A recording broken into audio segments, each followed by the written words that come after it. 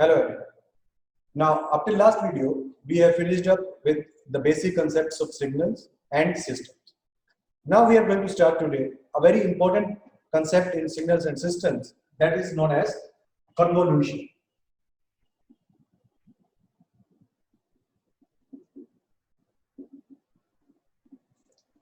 Now, what is convolution? So, if we talk about the mathematically, convolution is a mathematical tool that combines the two signals to form a third signal. That is a simple definition of from a mathematics point of view, that we give two signals, we combine them and get a third signal with the help of convolution. But from signal and systems point of view, what is convolution is? It is a very important mathematical tool that relates the input of the system and the impulse response of the system to the output of the system. That is, if there is a system having an input xt, impulse response ht,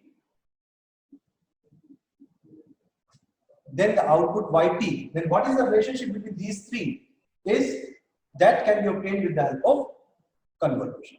Now what is that? Let us explore that in more detail. So this is just the definition part. Now what we have discussed up till now, if you see, we can have two type of systems: LTI systems or LTV systems, like a linear time invariant system or linear time variant system. Convolution is a very helpful tool in the analysis of LTI system, because these LTI systems are quite easy as compared to LTV systems to analyze, because this LTI time invariant, right, and linear time invariant. So this obeys linear systems, obeys the principle of homogeneity and superposition. So that's why this becomes easy to analyze. But at the same time, this is time invariant. That property also helps us with the help of convolution to analyze the system. So this convolution we will be applying to LTI systems for its analysis. Now, what the analysis of system means? Analysis means from the different angles. There are different type of analysis we require. That is, we require whether the system is possessing which type of properties that we have discussed in the last class, based on which we classify whether it is stable, whether it is causal, whether it is static, that type of things. But at the same time, the fundamental problem of system analysis is to determine its output for any arbitrary input. What it means? You are given with any black box. This system is given to us. We do not know what is inside this. But how can I determine what would be my output yt if I give my xt a particular signal? Suppose I say I give xt a sinusoidal signal. What would be my output? Now the question comes, what is the system? What is happening inside this? That we should know. Then only we can determine. But with the help of this convolution, we can easily determine the output of the system for any arbitrary signal if we know its impulses. That is the one way of convolution. Now, as I said, the fundamental problem is to find out the output. So somebody may say that we are given the mathematical relationship between yt and input xt. So 2xt, I can easily determine. I give any randomly arbitrary input xt, I can determine yt for if I know the mathematical relation. But most of the time, as we discussed earlier, the LTI systems are described by differential equations.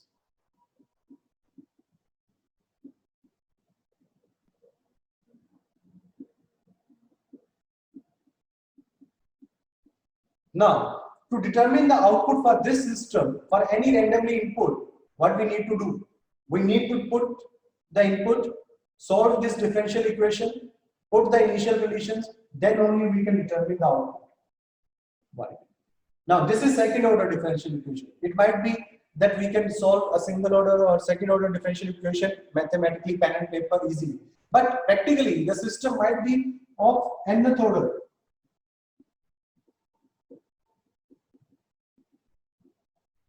It might be a very large value. Then this solving this differential equation becomes a quite tedious and complicated.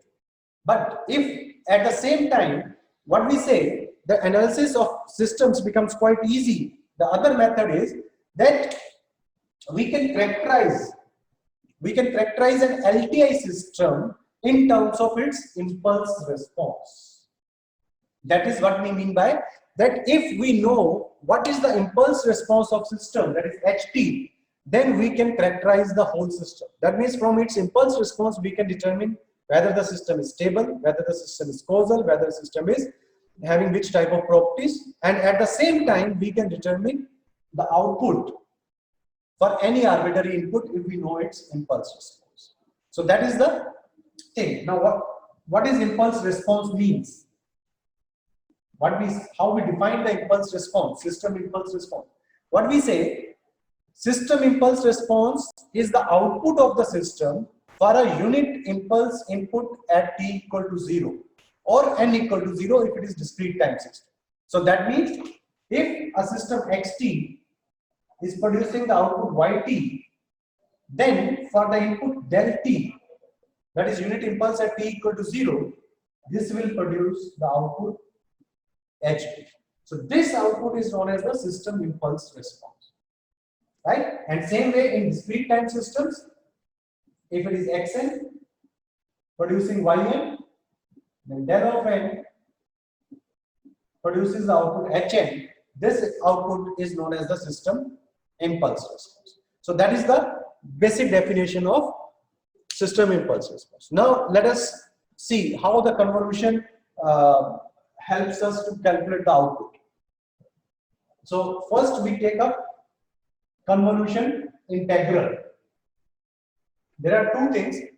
For a continuous time systems we say convolution integral, and discrete time systems we say convolution sum. So let us take that. Suppose there is any system.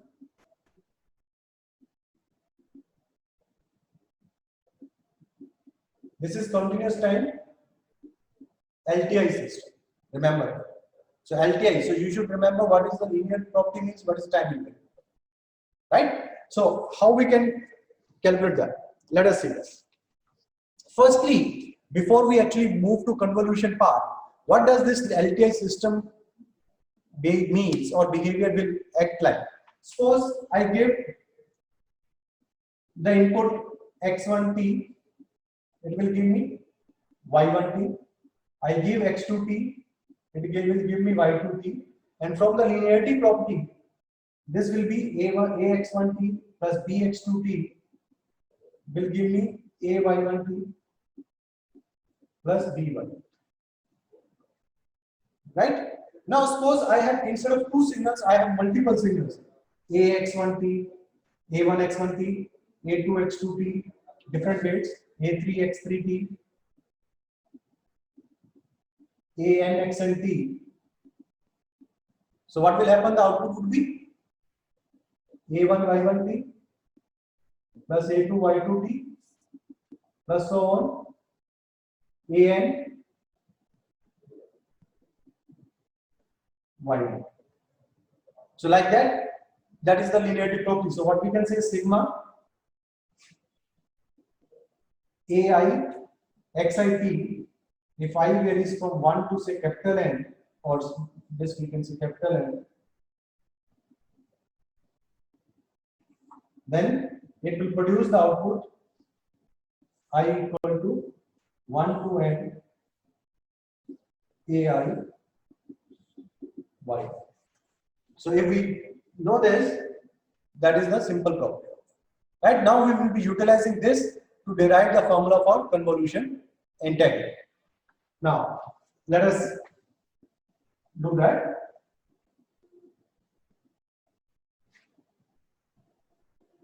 So what we are saying is that xt is producing yt. Now it is time invariant system. So what will happen? Firstly, if I say del t, the output would be ht, system impulse response. Now this is time invariant system. Del of t minus tau shifting, time shifting is done in the input. Because of time invariant property, the identical time shift will be done in the output. Right? Now, so that is the this thing. Now, if I multiply it with some constant x tau,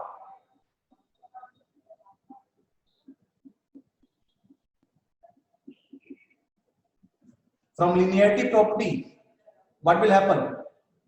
X tau is what? Value of xt at any time tau, any constant value. So at that point, it is some magnitude. So just a constant, that x tau is some constant at that time, right? That is the magnitude of the signal at time tau. So because of linearity property, if we multiply this with the constant, same it will be done on that time, right? That is what is the homogeneity. Now, if I do this shifting of tau from minus infinity to infinity and do the summation, just like what we have done earlier, a1 x1, a2 x2 plus an xn. If I do the continuously summation from minus infinity to infinity, because it is continuous time, summation will become integral. So this will become x tau del t minus tau d tau from minus infinity to infinity.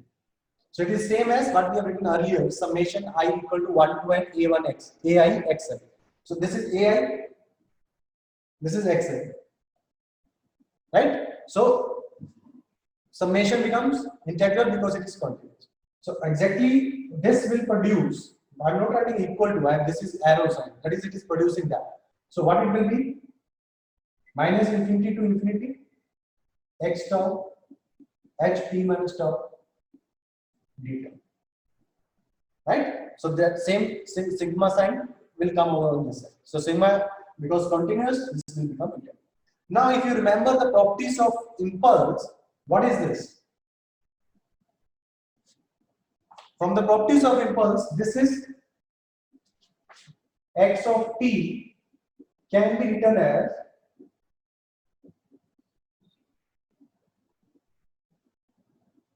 this. Remember that what we have said in properties of impulse, any system can be written as weighted superposition of impulses. This is weight, this is impulses. So this is that. Weighted superposition of impulses. So impulses at different time, and weight is what? The magnitude of signal.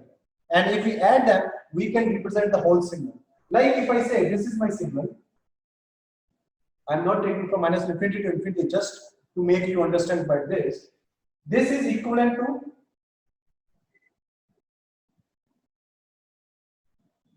these are the impulses at different times, t equal to 0, t equal to t minus 1, t minus 2, t minus 3, t minus 4, like that.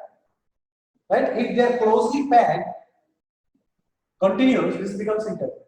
Now, what is the magnitude of that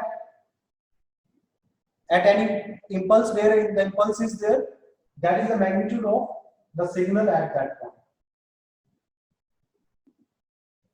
So, magnitude multiplied by the unit impulse, and if we add them together, we can sketch the complete signal. That is what was the property of unit impulse. So if we see this is now the input xt, this is what is the input is xt. Now this is xt, and this integral is, if it is xt, this integral will be equal to y. So what we say, yt is equals to minus infinity to infinity x tau h t minus tau d tau. This integral is known as the convolution integral. So we can write it mathematically using symbol as yt is equals to xt convolution sign, that is asterisk sign over here, and ht. And this is equals to this. So this is known as the convolution integral. Now what it means, that now we have, if we know the signals ht, system's impulse response, and if we do the convolution between its input and the system impulse response, we can get the output.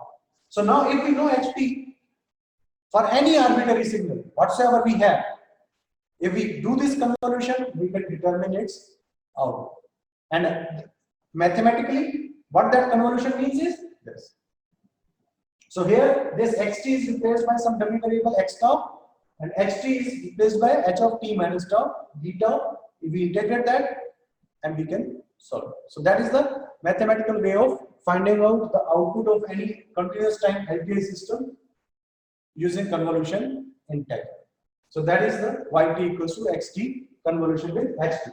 And on the same line, if you follow up the same thing, xn, instead of continuous time, you take discrete time, what we get is yn will be xn convolution with hn, and this convolution integral changes to sigma xk h of n minus k from this k minus infinity to n. This integral changes to convolution sum. So that is the formula for convolution sum, and that is the formula for convolution